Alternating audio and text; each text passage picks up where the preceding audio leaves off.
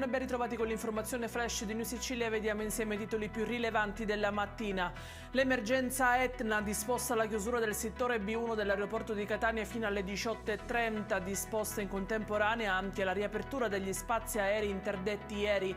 Intanto Salvo Cocina, il dirigente della Protezione Civile regionale, ha fatto il punto sulla situazione.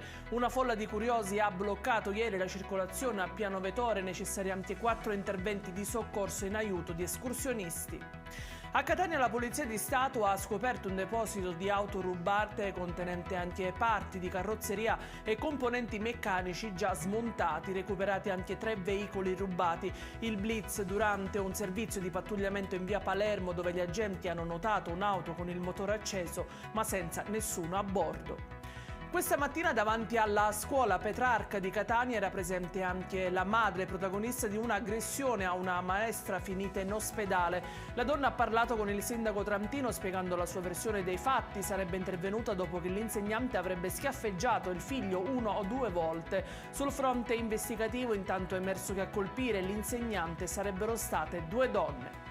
In chiusura il triste epilogo per Brian, il cagnolino scomparso da alcuni giorni da Blufi nel Palermitano, trovato morto, legato, picchiato, scuoiato e impiccato. L'Associazione Italiana in Difesa di Animali e Ambiente ha già presentato una denuncia contro ignoti e istituito una taglia di 1.500 euro per chi aiuterà a individuare e far condannare gli autori del vile gesto.